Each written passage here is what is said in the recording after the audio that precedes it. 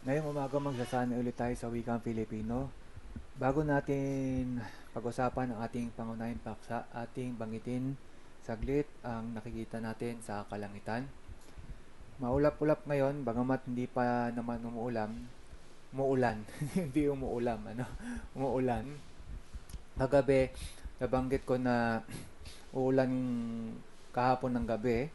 Kaya lang ngayon, nakita natin mula sa sahig, wala namang ulan na bumagsak kahapon. Kaya kailangan nating ayusin muli ang ating ang tawag dito weather prediction system, ang ating sistema upang gawan ng hula-hula ang ating magiging panahon sa sumunod na araw at kung kaya sa mga sumunod na araw pa.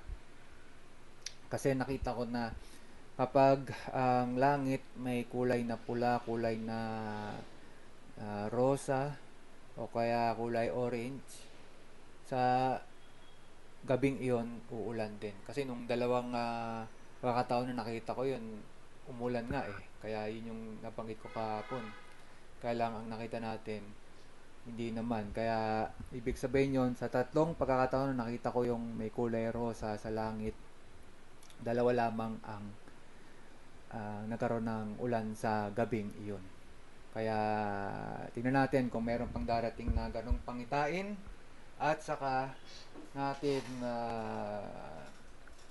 i ayos ng husto ang ating sistema upang gumawa ng mga hula-hula at saka nalaman kung ano ba ang magiging tunay nating panahon sa sumunod na mga araw. Ngayong umaga, mayroon tayong isang katerbang mga video at sa katatapos ko lamang gawin na recording sa wikang Espanyol, nabanggit ko itong video ni Ginoong Gabriel na pinakikita sa atin ang laro na may pangalan na Rockman Dash. Naalala nyo itong laro na to sa PlayStation 1 noong mga taong 90s, nung panahon na maring nasa kabataan din kayo. At dito sa larong ito, meron tayong robot, mga robot, lalo na yung ating bida, hindi ba? Si Rockman, robot si Rockman. Kaya lang ang aking nais na tutukan yung mundo nitong Rockman Dash. Kasi pag tiningnan mo, magaling yung pagkakahalo niyan ng mga kulay. Kasi alam natin may mga ibang mga laro na labis na madilim. Kasi nais nilang magkaroon ka ng takot o kaya may mga bagay ka na hindi alam. Yung ganong uri ng laro na tingin ko may panahon din kasi na bumenta yun eh. Hindi ba? Yung mga laro kung saan yung natatakot yung mga tao o kaya nagugulat kasi sa hapon samot-sari rin yung dahilan kung bakit natatakot yung tao. Kaya lang kapag sinabi mo kasing horror, ang ilang mga tao ang naiisip nila yung nakagugulat. Yan yung sa ilan sa mga tao na ang pag narinig nila yung horror, nakagugulat yung bagay na iyon. Halimbawa, naglalakad ka rin sa madilim na ah, daanan, di ba? Tapos may biglang lalabas na halimaw. Zombie. Biglang lalabas na zombie. Ganun. Isa rin yun doon sa tinatawag nilang horror. Kaya lang, alam natin meron pa isang sa thriller. Di ba meron din yung thriller. Kaya, ang tingin ko, pinagalo na yung dalawang yun. Ngayon, meron pa yung baka kasi totoo eh. Di ba? Meron din yung ganun, yung horror na hindi mo masabi na horror na yung may mga halimaw na papangit ng mga mukha tapos may mga zombie. Ito naman yung pag iniisip mo, baka nga kasi gano'n eh, di ba? Baka totoo, di ba yung mga sixth sense, yung patay na pala siya tapos binabalikan niya yung mga nangyari sa kanya. Di ba yung ganong uri ng mga palabas, nakapagbibigay din ng takot yun sa ilang mga tao kasi yung ilan ng mga pinaniniwalaan nila noong noon pa, may pagkakataon, may porsyento na mali pala. Maaring mali pala yung pinaniniwalaan nila. Kaya natatakot sila kasi sa tagal-tagal ng panahon iyon, yun ang pinaniniwalaan mo. Sa uli, baliktad pala, hindi pala ganoon. Kaya yan yung ilan sa mga dahilan din kung bakit may mga matatanda na ayaw na. Kaya mamamatay na sila, di ba? Kasi yung pinaniniwalaan nila ganito eh. Halimbawa, pag magsikap ka, kikita ka ng pera, pagkatapos yaman ka. Tapos sa uli, biglang mawawala lang, di ba? Kaya anong pakiramdam mo yun, di ba? Magagalit ka, tapos hindi mo na mabawi, hindi mo na makuha ulit eh. Tapos ang pakiramdam, ang daya naman ito. Kaya ayaw mo na, di ba? Ayaw mo nang mabuhay pa. Kaya mamamatay ka na. Ganun yung ilan sa mga nakikita natin. Meron naman, pinaliniwalaan talaga niya itong kung anong pananampalataya niya. Basta magpakabait ka, tapos hindi mo siya sabi nung Panginoon mo. Tapos yan, pagkalipas na mahabang parang ilang taon yan, may 30 taon yan ang ginawa niya. Unti-unti napansin, parang wala. Parang, alam ko meron akong premyo dito dapat eh.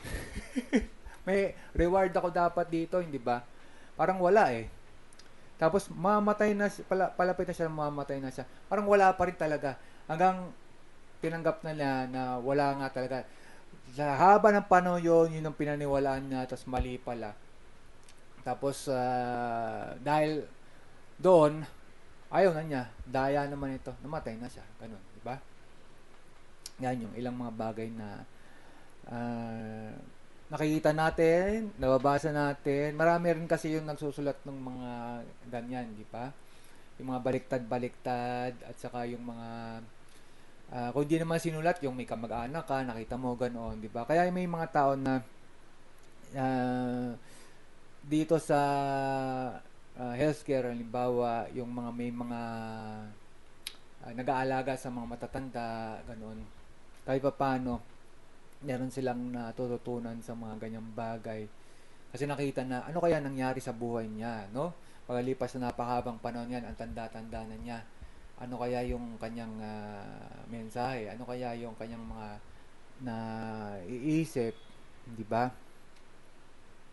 Kaya ako naman din, nahilig ako rito sa mga Hapon. Kasi alam natin maraming matatanda sa Hapon, ano? Tsaka dito sa kanilang dyaryo, sa Asahi Shimbun. Kasi parating meron din tong bahagi na, hindi ko naman parating binabasa, no? Yung mga tao na namamatay. Ay, sila lang mapapansin mo. Makita mo yung nagpapasalamat siya, tapos yung napakabuti ng ating mundo, tapos siya mamatay na siya. Ayun, naalala ko yun eh.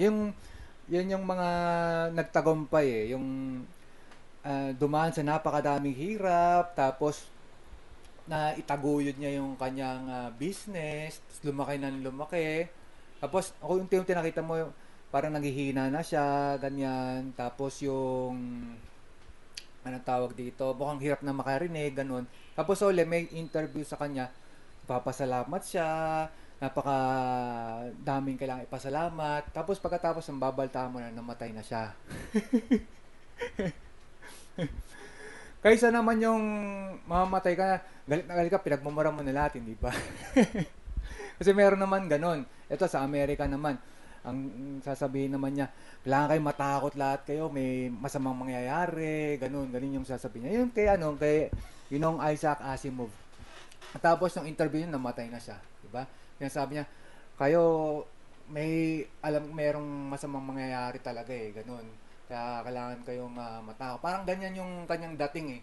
Yung salip na yung sasabihin mo na ang daming mabuting nangyayari dito sa mundo at kahit pa paano kailangan tayong magpasalamat sa kanya. Talagang ang dating sa akin eh may masama na magaganap talaga eh, ha. Tapos pagkatapos yun, nawalas na yung mga video niya, namatay na pala siya. Yun, ganun naman yun sa kanya. Okay, ngayon nakalipas na tayo sa 5 minuto, 10 minuto na. Salamat sa pakikinig at magsasanay pa ulit tayo.